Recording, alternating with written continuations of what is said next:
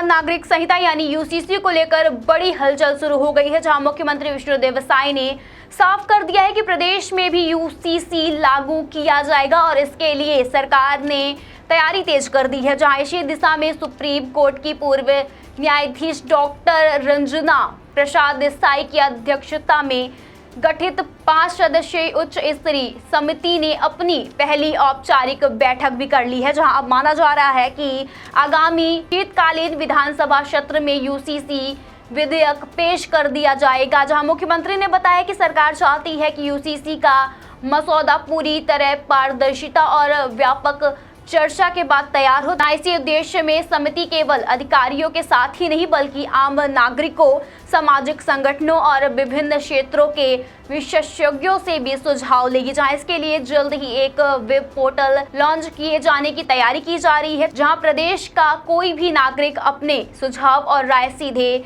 समिति तक पहुंचा सकता है। जहां गौरतलब है कि राज्य सरकार ने 15 अप्रैल की कैबिनेट बैठक में यूसीसी का प्रारूप तैयार करने के लिए समिति बनाने का फैसला लिया था, जहां इसके बाद 25 जून को सामान्य प्रशासन विभाग ने इसका आधिकारिक आदेश दिया था। जहां इसी समिति में डॉक्टर रंजना प्रकाश देसाई के अलावा प्रतुरुद्ध सिंह, मोहन पवार और एमके राउत और ज्योति रानी सिंह को सदस्य बनाया गया था। जहां पहली बैठक में ड्राफ्ट तैयार करने की रणनीति और आगे की कार्य योजना पर विस्तृत से चर्चा की गई थी। जहां अब सवाल यह है कि आखिर यूसीसी की जरूरत क्यों महसूस की जा रही है। जहां वर्तमान में विवाह, तलाक, उत्तराधिकार और गोद लेने जैसे पारिवारिक मामलों में अलग अलग धर्मों के अलग अलग व्यक्तिगत कानून लागू होते हैं। जहां संविधान के अनुच्छेद 44 में राज्यों को समान नागरिक संहिता लागू करने का निर्देशात्मक सिद्धांत दिया गया है। जहां सरकार का मानना है कि एक समान कानून लागू होने से कानूनी जटिलताएं कम होगी और व्यवस्था अधिक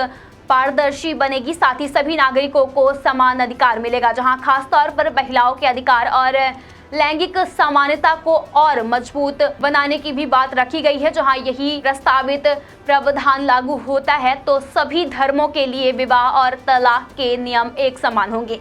जहां बहुविवाह जैसी प्रथाओं पर रोक लगेगी और तलाक की प्रक्रिया सभी के लिए सामान्य और न्याय संगत बन जाएगी। जहां अर्जित संपत्ति में बेटे और बेटे को बराबर का अधिकार मिलेगा। जहां इसके अलावा विवाह के साथ साथ लिविंग रिलेशनशिप का पंजीकरण भी अनिवार्य कर दिया जाएगा। जहां वहीं बच्चों को गोद लेने की प्रक्रिया को धर्म निरपेक्ष, सरल और पारदर्शी बनाने की तैयारी की गई है। जहां अब सभी की नजरें शीतकालीन विधानसभा सत्र पर टिकी हुई है, जहां इस महत्वपूर्ण विधेयक को पेश कर प्रदेश में यूसीसी लागू करने की दिशा में बड़ा कदम माना जा रहा है।